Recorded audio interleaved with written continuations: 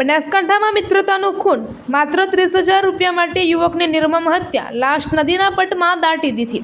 કાંકરેજમાંથી સામે આવી હચમચાવી દેતી ઘટના.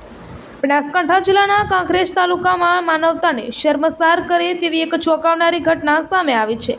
અરણીવાડા ગામના 28 વર્ષીય યુવક ચંદુ ઉર્ફ રાહુલ સોલંકીને માત્ર 30,000 રૂપિયાની લેતી દેતીમાં નિર્મમ હત્યા કરવામાં આવી હોવાનો ખુલાસો થતાં સમગ્ર પથકમાં ભારે ચકચાર મચી ગઈ છે.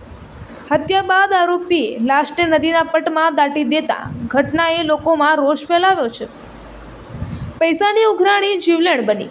મળતી માહિતી મુજબ રાનેર ગામનો રહેવાસી દશરથજી છણાજી દરબાર, જે ટ્રેક્ટર ભાડે ચલાવવાનો વ્યવસાય કરતો હતો, તેણે મૃતક રાહુલ પાસેથી આશરે 30,000 રૂપિયા લીધા હતા.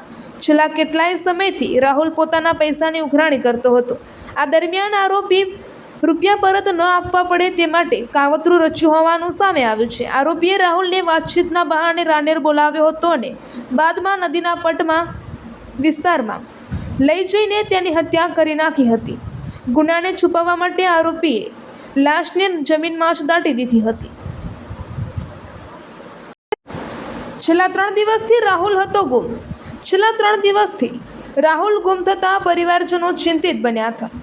પરિવાર દ્વારા શોધખોળ શરૂ કરવામાં આવી હતી, તેમજ પોલીસમાં પણ જાણ કરવામાં આવી હતી. શિયોરી પોલીસે ગુમ થવાની ફરિયાદ આધારે તપાસ હાથ ધરી હતી. આ તપાસ દરમિયાન પોલીસને દશરથજી દરબાર પર શંકા જતાં તેની કડક પૂછપરછ કરવામાં આવી હતી. પોલીસની સઘન તપાસ સામે આરોપી ભાંગી પડ્યો હતો અને આખરે હત્યાનો ગુનો કબૂલી લીધો હતો. પોલીસ, FSL અને વહીવટીતંત્ર ઘટના સ્થળે દોડી આવ્યું. આરોપીની કબૂલાત બાદ શિયોરી પોલીસ, ડીસા DYSP, FSLની ટીમ તેમજ મામલતદારની હાજરીમાં નદીના પટ વિસ્તારમાં તપાસ હાથ ધરાઈ હતી. જમીનમાં દાટેલી લાશને બહાર કાઢવા માટે JCB મશીનની મદદ લેવામાં આવી હતી. ભારે જહેમત બાદ મૃતદેહ બહાર કાઢી પોસ્ટમોર્ટમ માટે મોકલવામાં આવ્યો હતો. આ ઘટનાની જાણ થતાં આસપાસના વિસ્તારમાં મોટી સંખ્યામાં લોકો ઘટના સ્થળે ઉમટી પડ્યા હતા અને લોકોમાં આરોપી પ્રત્યે ભારે આક્રોશ જોવા મળ્યો હતો.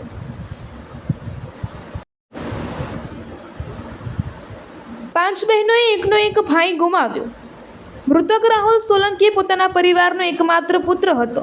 5 બહેનો વચ્ચેનો એકનો એક ભાઈ ગુમાવતા પરિવાર પર આભ તૂટી પડ્યું છે. વૃદ્ધ માતા પિતાનો સહારો છીનવાઈ જતાં સમગ્ર પરિવારમાં શોકનું મોજું ફરી વળ્યું છે. પરિવારજનો અને સગા વહાલાઓએ આરોપીને કડકમાં કડક સજા કરવાની માંગ કરી છે. સાથે જ જો આ ગુનામાં અન્ય કોઈ વ્યક્તિ સંડોવાયેલ હોય તો તેને પણ તપાસ કરી કાર્યવાહી કરવાની માંગ ઉઠી છે.